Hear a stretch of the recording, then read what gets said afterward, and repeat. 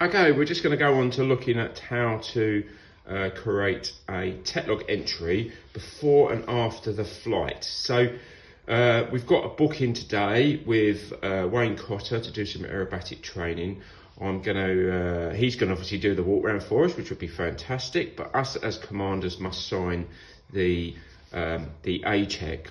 And the requirement is that every pilot must sign that once a day. We know that the legal requirement is that it's signed once a day for the aircraft, but I've asked for each pilot to do their own A check before the aeroplane goes flying. So we've selected G-Flip there.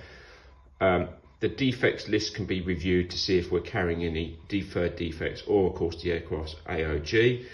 I can click on G-Flip. The documents section's all there, so of course we can look at all the documents and review to make sure everything's in date. And once we're happy with all that, we can click New Entry. Now this is before we've gone flying. We're going to complete this to say that I, as the commander, as the instructor, have satisfied that the A check has been completed. I'll hit save. That will save it. We can then go flying, okay? If I just refresh that page now, you'll see that there's a blank entry in there today. Now that's the A check that's been recorded and saved. We go flying, we have a great time, we do what we need to do. The guys learned lots of stuff in relation to what we're meant to be doing. We come back, and before we dive out the aeroplane, we can re-enter back into this. There's the A check that we completed, and then either yourself or the student needs to complete the techlog entry. Now there is a drop down on the right hand side here. There's obviously quite a lot of members now, but I'm just going to select this as me. I'm the commander, Wayne is the student, and we went from Rochester to Rochester. Now I'm not too precious about whether you guys use EGTO or just Roch or Rochester, as long as we can read where it's gone. I always recommend, if we close the keyboard, you can review what's been filled in and you know nothing's been missed because the keyboard covers a lot of it. Next page. So yeah, in the end, we got away at 8:30. We just did a quick half an hour's detail till 9 o'clock.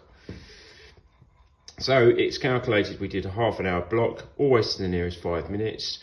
It's calculated that we've gone for 20 minutes in the air. It will always predict the tacho time, but will never be completely accurate. So we will always need to adjust the end tacho, and that's really important because that's what people are going to get charged on, and it will obviously reflect on the next flight. So we've done 0.3 tacho, everything's been completed. The fuel prediction page is the next one. It tells me that there's approximately 17 litres in the aircraft. So I've got a choice now. I can either enter that I put in 30 litres, for example, or we can use the drop down on the right hand side to reset the clock back to 93, which is full up. And we've also got a tabs. Well, we know the Cessna's not got a tabs, but that is, you know, an inch or two from the top, basically. Full, but not quite full. I'm not going to go 80 or 93. I'm just going to show that I put 40 litres in it today, okay? Just for the purposes of this. I'll close the keyboard. The 40 litres have been added to the 17 that's already in there, so it's telling me there's 57. Of course, we're going to dip the tanks. It's only predictive. We've done half an hour's flight. It knows how much it should burn for that time, and it's now left it at 46 for the next person's prediction. If I filled it up at the end of the flight, I would obviously show it full, and it would show it full for the next guy. The oil's at the very bottom. Now this is oil what's on the dipstick, not how many we put in there. Quite frequently we see one in there. Obviously 1 litre's gone in or 1 quart's gone in, but it's actually what's on the dipstick, because that's what's important for the next person who's going to fly. Is there enough fuel oil in the aircraft? That's all complete. I've closed the keyboard down. I'll go to next. When we came back, we did a couple of landings, and I could just show in there anything I want, really. I generally put instructor arrows because for billing purposes and things like that. That's just my own personal thing, but you guys can put what you wish.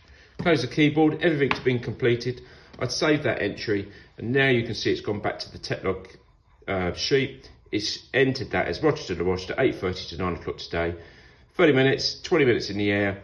It's shown at the top there for the next person who may pick it up the night before. 46 litres, 5.2 on the oil, and the and the service time's gone down to 36.50 with a date of the 8th of August this year, which is our next requirement for this servicing.